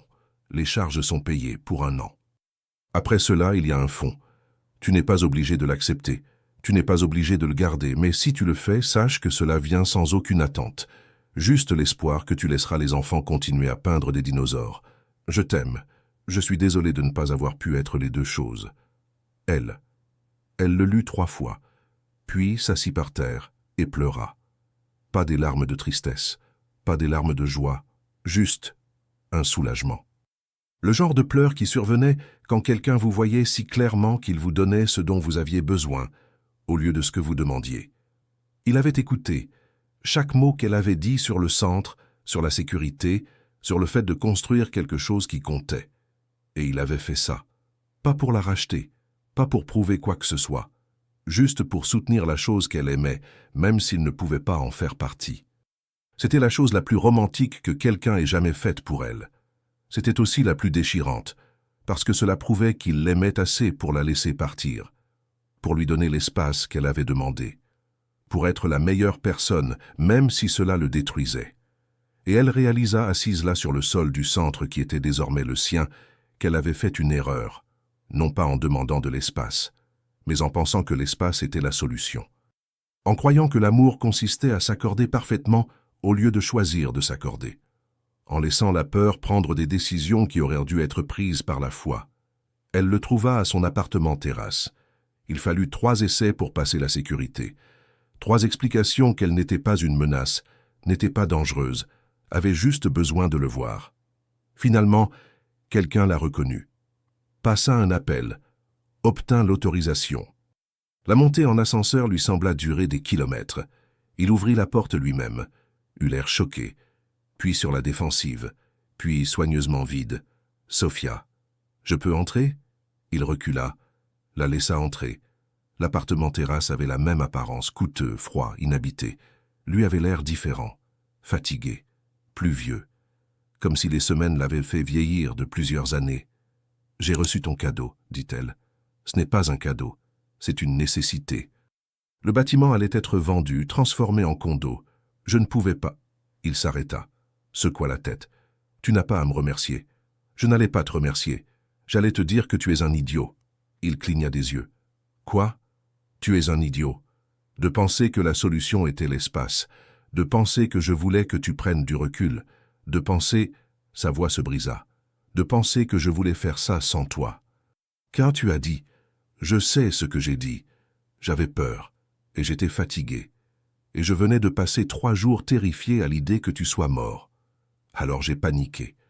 Je t'ai repoussé avant que tu ne puisses me quitter. C'est ce que font les gens quand ils ont tout perdu une fois et ne supportent pas de le perdre à nouveau. » Il ne bougea pas, ne réagit pas. La regarda juste comme s'il craignait qu'elle ne soit un mirage. « Mais j'avais tort, » continua-t-elle. « Pas sur le fait que ton monde soit dangereux, pas sur le fait que ce soit compliqué, mais sur le fait de penser que nous devions choisir, sur le fait de penser que l'amour était une question de marge et de s'accorder parfaitement. » Elle s'approcha. « Nous ne nous accordons pas, Lorenzo. Nous ne le ferons jamais. Ton monde et le mien, ils sont trop différents. Mais peut-être que ce n'est pas grave. Peut-être que l'amour ne consiste pas à s'accorder. Peut-être qu'il s'agit de choisir. Chaque jour, même quand c'est difficile, surtout quand c'est difficile. Sophia, je ne veux pas que tu abandonnes ton monde. Je ne veux pas que tu sois quelqu'un que tu n'es pas. Je veux juste... » Elle pleurait maintenant. « Je te veux tout simplement. Quelle que soit la manière dont ça fonctionne, quelle que soit l'apparence que ça a. Je veux construire quelque chose avec toi qui ne soit pas parfait, ni sûr, ni simple. Je veux la version désordonnée, compliquée et terrifiante où nous trouvons les solutions au fur et à mesure. Tu as dit que tu ne pouvais pas enterrer un autre amour. Je ne peux toujours pas, mais je ne peux pas non plus enterrer celui-ci alors qu'il est encore vivant. » Elle prit ses mains. « Je t'aime, pleinement, de manière désordonnée, complètement, et je suis fatigué de prétendre que c'est un problème au lieu d'être l'essentiel. » Il la tira vers lui, la serra contre lui comme si elle était la réponse à toutes les questions qu'il avait eu peur de poser. « Je t'aime aussi, mon Dieu, je t'aime, et je ferai mieux. Je trouverai du temps. Je trouverai des moyens de... » « Arrête. » Elle recula assez pour le regarder. « Pas de promesses que tu ne peux pas tenir, pas de garantie sur l'avenir. Juste, essaie. Chaque jour, essaie simplement. Et j'essaierai aussi, et peut-être que ce sera suffisant. Peut-être que oui. » Et il l'embrassa. Profondément et désespérément, et rempli de tout ce qu'ils avaient dit et n'avaient pas dit. Rempli d'excuses, d'acceptation et de ce soulagement profond qui venait de la réalisation que l'on avait failli perdre quelque chose et qu'on l'avait récupéré. « Emménage avec moi, » dit-il contre ses lèvres. « Quoi ? » « Emménage, ici. Apporte tes livres, ton café terrible et tes peintures. Fais en sorte que cet endroit ressemble à un foyer. parce qu'il ne l'a jamais été jusqu'à ce que tu sois dedans. Lorenzo, c'est fou, probablement, mais je suis fatigué des marges. Je te veux au centre de ma vie.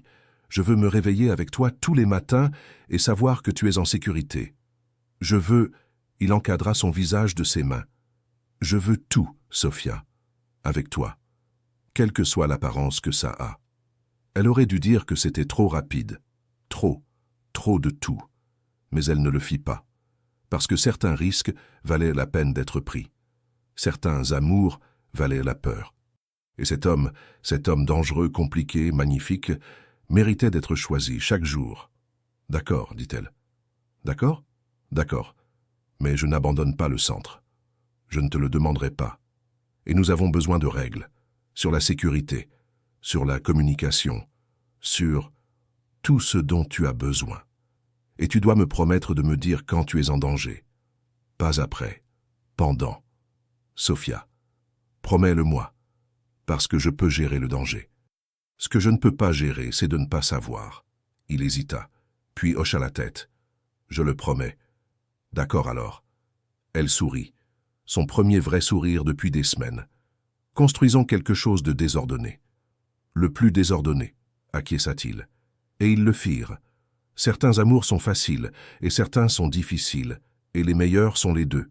Ils valent chaque moment de difficulté et chaque seconde de grâce. Déménager ensemble fut une comédie d'incompatibilité.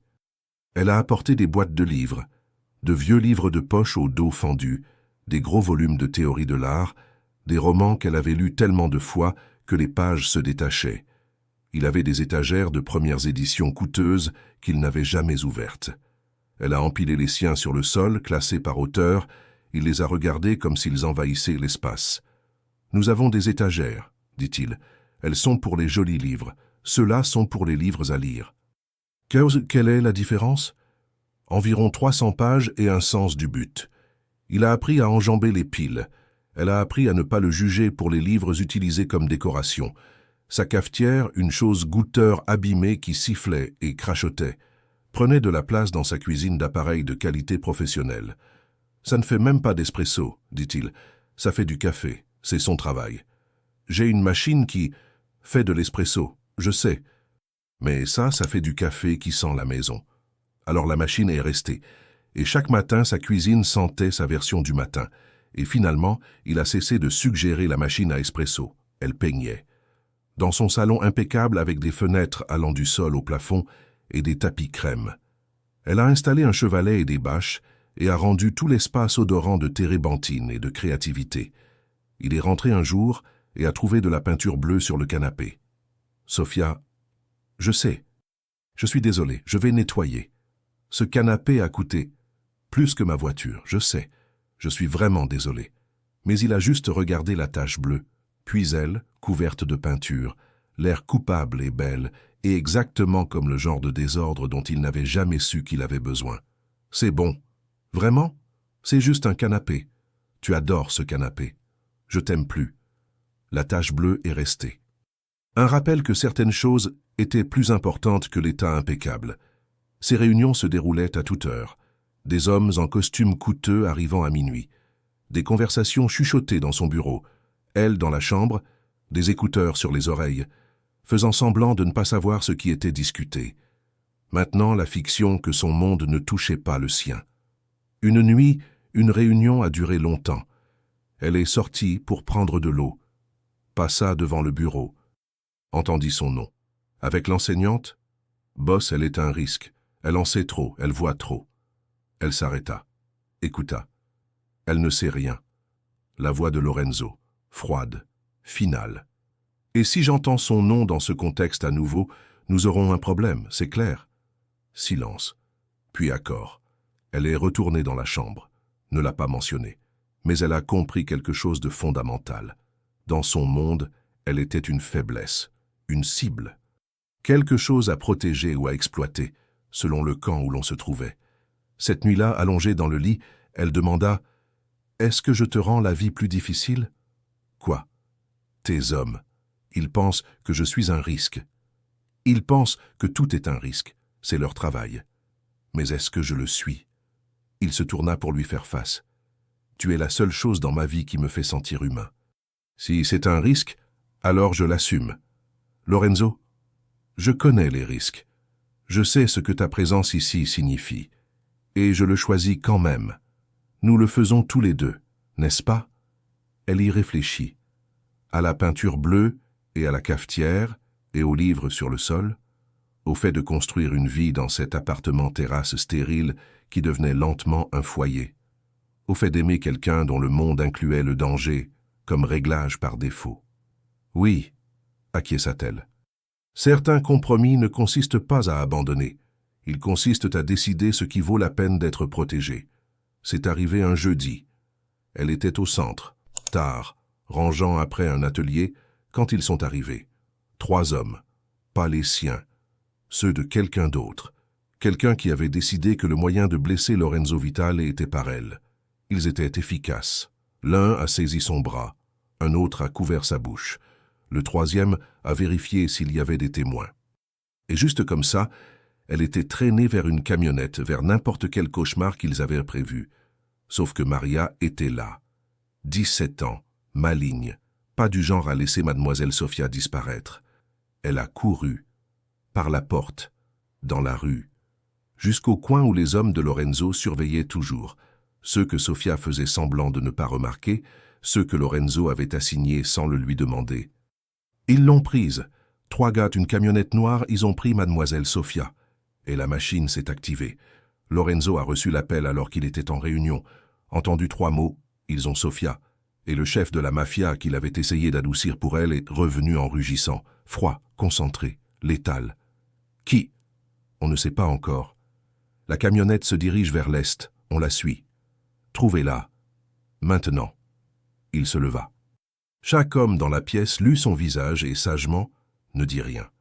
Ce n'était pas Il Leone le stratège prudent, c'était quelque chose de plus ancien, quelque chose de brutal, quelque chose qui arrivait quand on touchait à ce qui était à lui. « Tout le monde dehors, dit-il calmement, et que quelqu'un me dise qui a fait ça dans les 10 prochaines minutes où je commence à faire des exemples. » Ils l'ont fait. Famille rivale, ambitieux, stupide, pensant que prendre sa femme leur donnerait une influence, ne comprenant pas que prendre sa femme signifiait qu'ils venaient de signer leurs propres arrêts de mort. Sofia était dans un entrepôt, prévisible, cliché, mais pas moins terrifiant. Il lui avait attaché les mains avec des serre-câbles, l'avait mise sur une chaise.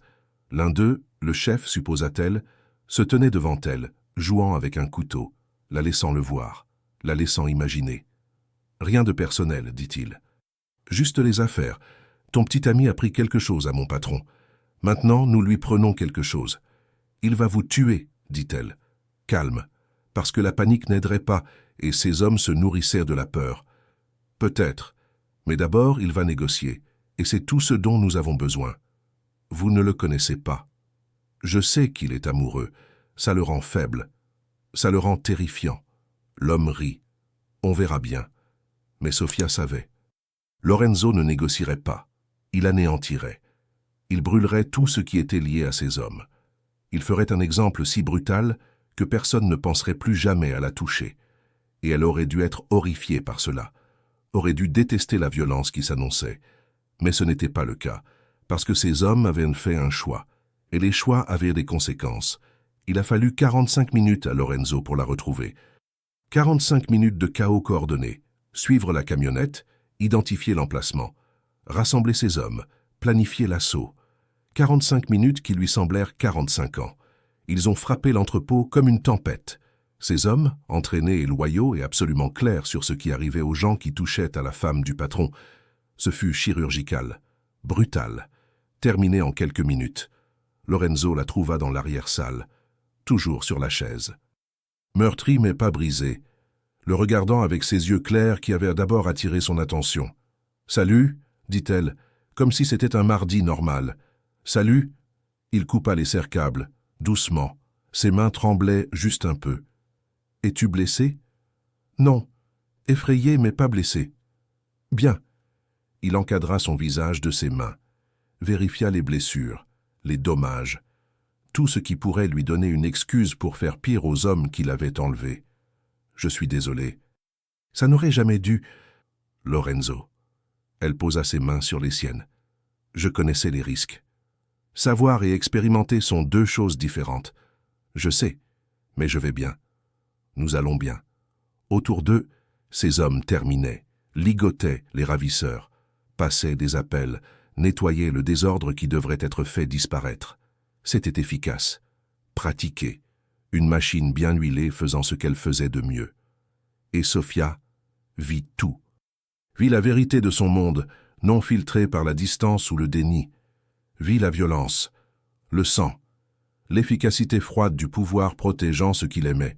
« Est-ce que ça change les choses ?» demanda-t-il doucement, craignant la réponse.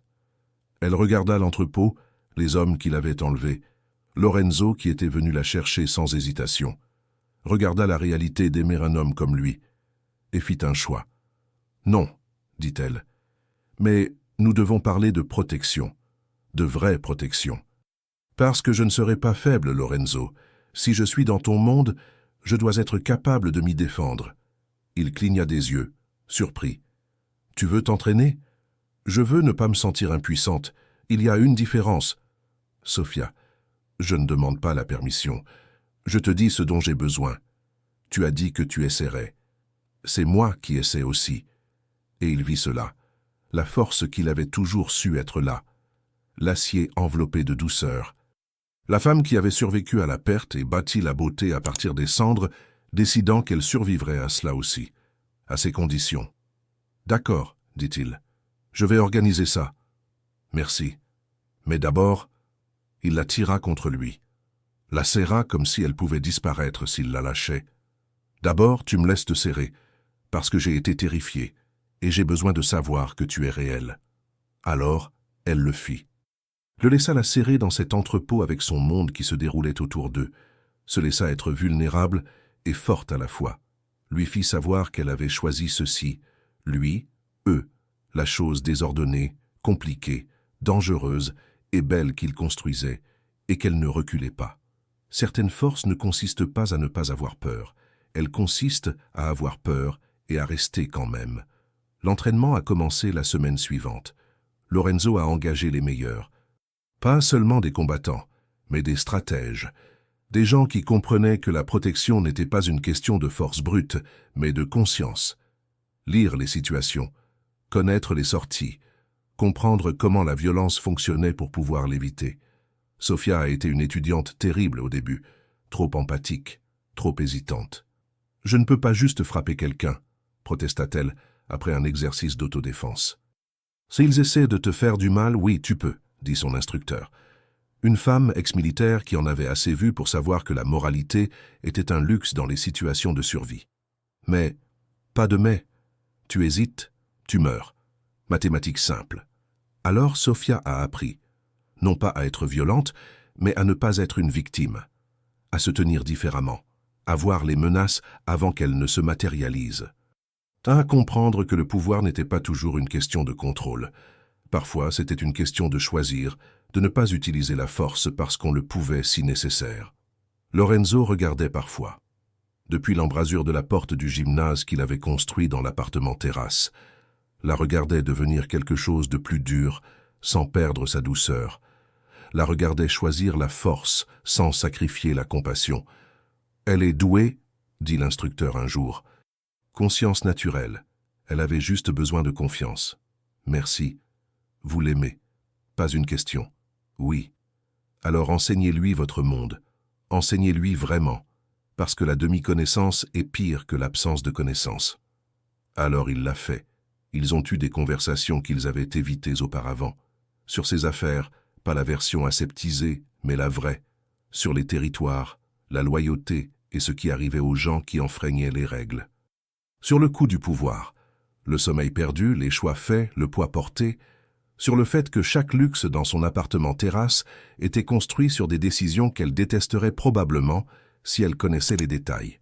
« Je ne suis pas un homme bon », dit-il une nuit. Ils étaient sur le balcon, la ville s'étendant sous eux comme un tapis de lumière. « J'ai fait des choses terribles, et je les referai si nécessaire. »« Je sais. »« Vraiment ?» Elle fut silencieuse un instant. « Je sais que tu as blessé des gens, probablement tué des gens. Je sais que ton argent n'est pas propre et que ton pouvoir n'est pas gagné par la gentillesse. » Elle se tourna pour lui faire face. « Mais je sais aussi que tu essaies d'être meilleur, pas bon, meilleur. Il y a une différence. » « Y en a-t-il une? » « Oui. Le bien est abstrait. Le meilleur est intentionnel. Tu te réveilles chaque jour et tu choisis d'être une version de toi-même qui peut exister avec moi. Ce n'est pas la rédemption, mais c'est un mouvement. Et c'est suffisant. Et si ce n'est pas suffisant pour toi, éventuellement, alors nous gérerons ça. Mais ne prends pas de décision basée sur des hypothèses. Nous sommes ici, maintenant, ensemble. C'est ça qui compte. Et il l'a cru, parce qu'elle avait vu le pire et était restée. Parce qu'elle avait été enlevée et ne l'avait pas blâmé. Parce qu'elle l'aimait les yeux ouverts, non pas malgré son obscurité, mais avec la pleine conscience de celle-ci. Elle l'a introduit à son monde aussi. Pas seulement le centre, mais le pourquoi de celui-ci. L'a emmené rencontrer les familles de ses élèves, lui a montré le quartier que la plupart des gens rejetaient. L'a laissé voir la beauté dans la résilience, le pouvoir dans la communauté, la façon dont les gens survivaient lorsque les systèmes les laissèrent tomber. Un soir, ils ont rendu visite à DeShawn, le gamin qui avait été arrêté, dont les charges avaient été abandonnées, grâce à des avocats que Lorenzo avait discrètement fournis. Sa grand-mère a préparé le dîner. Poulet frit, choux verts et pain de maïs qui avaient le goût de l'amour. « Merci, » dit la grand-mère à Lorenzo. « Pour avoir aidé mon garçon, ce n'était rien, c'était tout. » Elle lui serra la main. Fort. « Vous êtes un homme bon. » Lorenzo regarda Sofia. Elle sourit. Savait ce qu'il pensait. Pas bon, juste essayer. Mais la grand-mère voyait autre chose. Voyait un homme utilisant le pouvoir pour construire au lieu de détruire. Voyait quelqu'un qui avait aidé sans demander d'adoration. Voyait, peut-être, la possibilité de rédemption cachée sous toute cette violence contrôlée. Cette nuit-là, allongé dans le lit, Lorenzo dit « Ton monde est épuisant. » Épuisant? Tout cet espoir, toute cette foi que les choses vont s'améliorer, c'est... Il chercha ses mots. C'est courageux. Plus courageux que tout ce que je fais. Tu affrontes des ennemis armés. Ça, c'est facile. Tu affrontes l'échec systémique chaque jour et tu crois toujours que tu peux faire une différence. C'est terrifiant. Elle se tourna pour lui faire face. Tu aides aussi. Le bâtiment. Les avocats pour DeShawn. Les fournitures que tu continues d'apporter. Ce n'est que de l'argent. L'argent est du pouvoir. Tu choisis d'utiliser le tien pour construire. Ça compte. Vraiment? Ou suis-je juste en train d'essayer d'acheter des indulgences pour mes péchés? Peut-être les deux. Peut-être que ce n'est pas grave. Elle l'embrassa, doucement. Tu n'as pas besoin d'être parfait, Lorenzo. Tu as juste besoin d'essayer.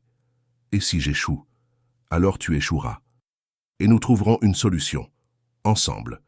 Ensemble, répéta-t-il, testant le mot, trouvant du réconfort dedans. Ensemble, confirma-t-elle. Et ils s'endormirent comme ça. Deux personnes de mondes différents construisant quelque chose de nouveau dans l'espace intermédiaire. Pas parfait, pas simple, mais réel. Et ils essayaient. Toujours. 6 mois après que Sofia eut emménagé, Lorenzo a reçu une offre. La retraite, essentiellement. Un rachat par une coalition de familles qui voulait à son territoire sans le combat. Plus d'argent qu'il ne pourrait en dépenser en 3 vies. La sécurité. Une sortie propre d'une vie qui se terminait habituellement par le sang ou la prison. « Accepte », dit son plus ancien associé. « Tu l'as mérité. Sors tant que tu le peux encore. » Mais Lorenzo hésitait, parce que l'Empire n'était pas seulement une question d'argent. C'était une question de pouvoir, de but, d'identité. Il avait passé 20 ans à devenir Illeone. Sans ça, qui était-il? Juste un autre homme avec trop d'argent et pas assez de sens. Il ne l'a pas dit à Sofia tout de suite. Il avait besoin de réfléchir. Mais elle l'a remarqué. « Quelque chose ne va pas », dit-elle un matin. Il buvait du café, son horrible café filtre qu'il avait appris à aimer. « Tu es distrait. »« Je réfléchis juste. » À propos de quoi? Il aurait pu mentir, dévier. Mais ils avaient construit cela sur l'honnêteté, et ils n'allaient pas la briser maintenant. J'ai reçu une offre, de vendre, de m'éloigner de tout ça. Elle posa sa tasse. Et alors? Et je ne sais pas quoi faire. Qu'est-ce que tu as envie de faire? Je veux... Il s'arrêta, recommença. Une partie de moi veut accepter, de partir, de construire une vie qui soit juste, normale, sûre, avec toi. Il rencontra son regard. Mais l'autre partie sait que je ne suis pas fait pour la normalité, que ça, l'empire, le pouvoir, c'est qui je suis. Est-ce qui tu es ou est-ce qui tu as été? Quelle est la différence? Toute la différence. Elle contourna le comptoir, prit ses mains. Qui tu as été est l'homme qui a survécu en devenant intouchable. Qui tu es est l'homme qui s'assoit avec moi tous les matins, en buvant un café terrible et en faisant semblant d'aimer ça. Qui tu pourrais être dépend de toi. Et si je fais le mauvais choix? Alors nous gérerons ça, mais Lorenzo, elle lui serra les mains. Tu dois choisir, pas pour moi, pas pour l'Empire, pour toi. À quoi veux-tu que ta vie ressemble? Pas en théorie, en pratique, chaque jour. Que veux-tu? Et c'était ça la question, n'est-ce pas? Que voulait-il? Il a pris 3 jours pour décider. 3 jours à marcher dans son empire comme s'il disait au revoir, visitant des territoires, rencontrant des associés. Vraiment voyant ce qu'il avait construit, c'était impressionnant, puissant. Mais c'était aussi solitaire. Chaque poignée de main était calculée, chaque loyauté était achetée, chaque relation était transactionnelle. Il avait construit un royaume, mais il n'avait jamais construit un foyer, sauf avec elle. La 3e nuit, il est revenu à l'appartement terrasse. Sofia peignait, son chevalet près des fenêtres, la ville brillant derrière elle. Elle leva les yeux quand il entra, attendu. « J'accepte l'accord, dit-il. » Elle posa son pinceau. « Es-tu sûr? »« Non, mais je le choisis quand même. » Il traversa la pièce jusqu'à elle. « 20 ans, j'ai construit quelque chose parce que j'avais besoin de prouver que je ne pouvais pas être brisé, que j'étais assez fort pour ne plus jamais être impuissant, et je l'ai fait, je l'ai prouvé. Mais en cours de route, j'ai oublié ce que j'essayais de protéger. Quel était le but du pouvoir si je n'avais personne avec qui le partager? Lorenzo, tu me donnes envie de normalité, Sofia. Tu me donnes envie de matin avec du café et de soirée au centre et de nuit où le plus grand danger est ta peinture sur mon canapé. Et peut-être que ça me rend faible, peut-être que ça signifie que je perds qui j'étais, mais je m'en fiche, parce que qui j'étais, cet homme, il était en train de survivre. Et je suis fatigué de survivre. Je veux vivre. Elle pleurait, des larmes silencieuses qui coulaient sur ses joues. Tu n'es pas faible, tu es courageux, plus courageux que je ne l'ai jamais été. Je suis terrifié. Bien, moi aussi. Mais nous serons terrifiés ensemble. Ensemble, acquiesça-t-il, et l'embrassa, profondément et sûrement, et rempli de tous les choix qu'ils avaient faits et qu'ils feraient, rempli de la promesse que certaines fins étaient vraiment des commencements. La transition a pris des mois, vendre le territoire, transférer le pouvoir, s'assurer que les gens qui avaient été loyaux aient des atterrissages en douceur. C'était compliqué, désordonné et parfois dangereux, il y avait toujours des gens mécontents du changement. Mais Lorenzo a navigué à travers tout cela comme il avait navigué à travers tout, avec précision et stratégie et l'absolue certitude d'avoir fait le bon choix. Sofia était là pendant tout ce temps. Non impliquée dans les affaires, ça n'avait jamais été son monde, mais présente, soutenante. Un rappel de la raison pour laquelle il faisait cela, ce qu'il choisissait. Un soir, après une négociation particulièrement difficile, il est rentré épuisé. Il l'a trouvée au centre. Il avait commencé à y aller avec elle parfois, aidant avec le travail administratif, apprenant les noms des nouveaux enfants. Elle enseignait à une fille à ombrer, patiente et encourageante, tout ce qu'il n'avait jamais appris à être. Il regarda depuis l'embrasure de la porte et sentit ça s'installer. La justesse de ce choix, la connaissance qu'il avait échangé le pouvoir contre la présence, l'empire contre l'intimité, la légende d'Il Leone contre la réalité de Lorenzo.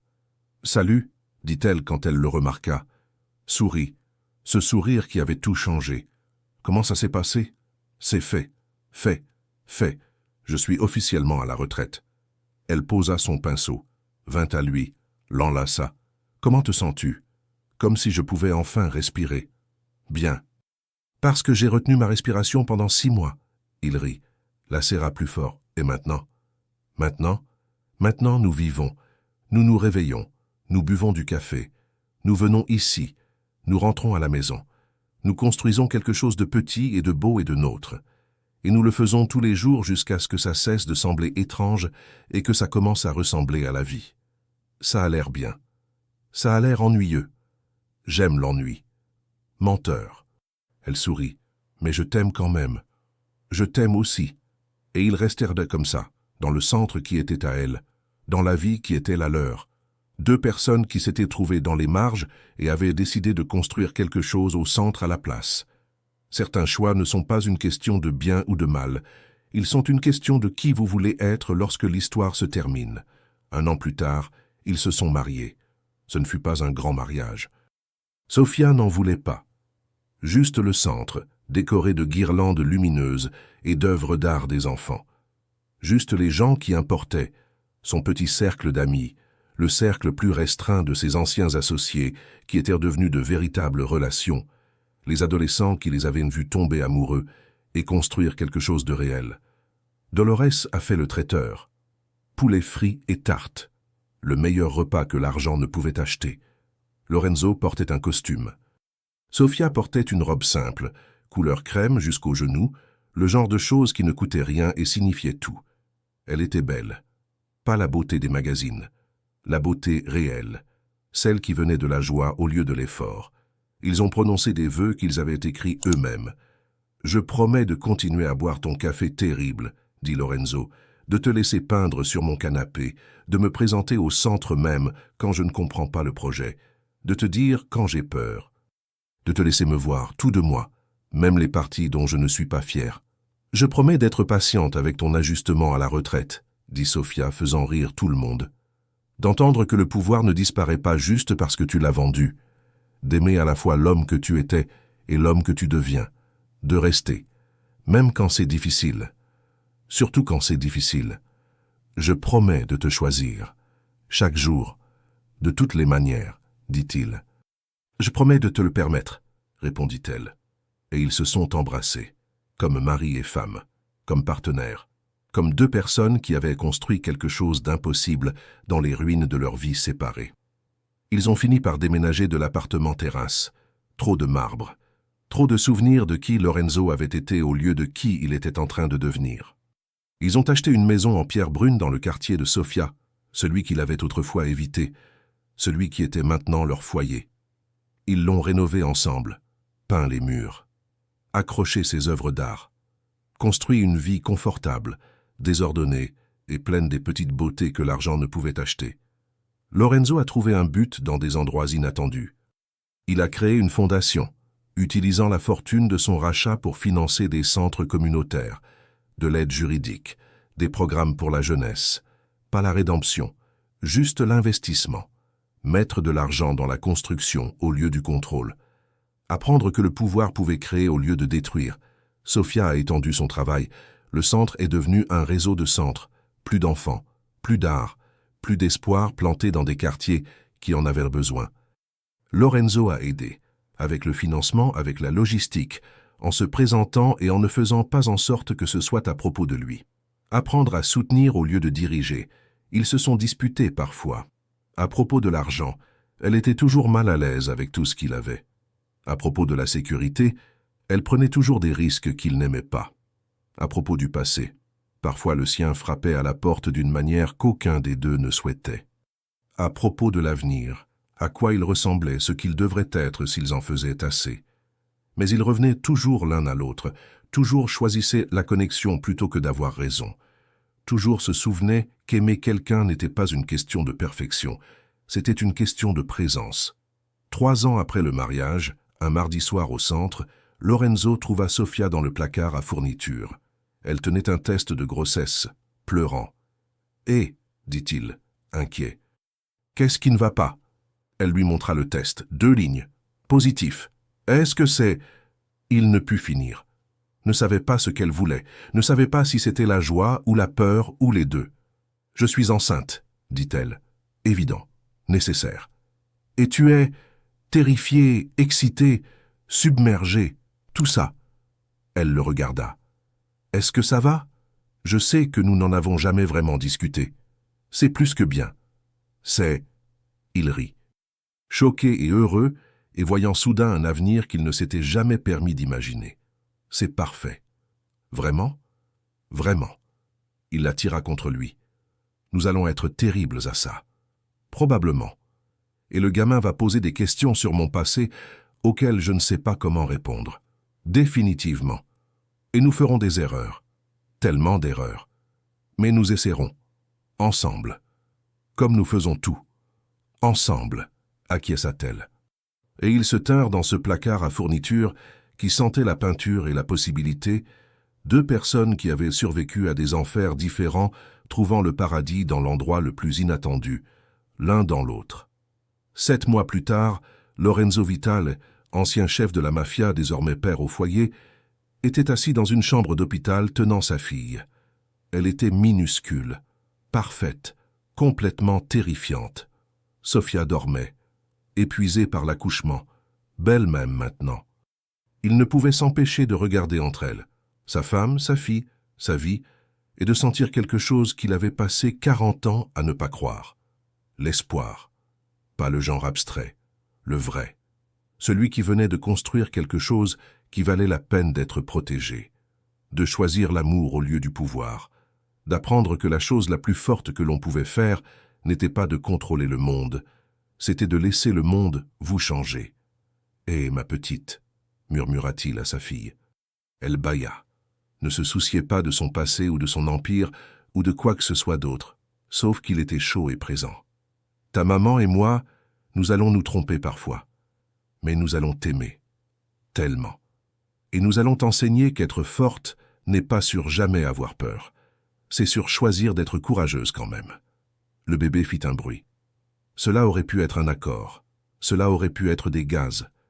Il choisit de croire à l'accord. Sofia remua, ouvrit les yeux, sourit à leur vue. « Tu as l'air bien avec un bébé. » « J'ai l'air terrifié avec un bébé. Ça aussi. » Elle tendit la main. Il lui apporta leur fille. S'assit à côté des deux. « À quoi penses-tu? Que j'ai passé 20 ans à construire un empire, et ce n'est même pas aussi important que ça que toi, que la vie que nous avons faite. » « Sentimentale, dit-elle. Mais elle pleurait. J'ai appris des meilleurs.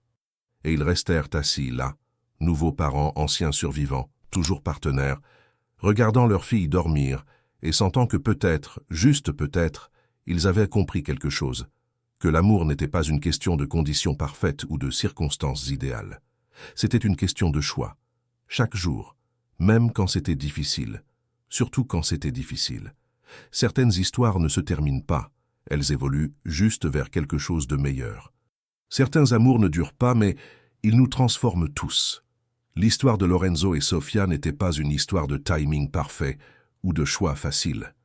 Elle parlait de deux personnes qui se sont retrouvées en marge et ont décidé de construire quelque chose au centre.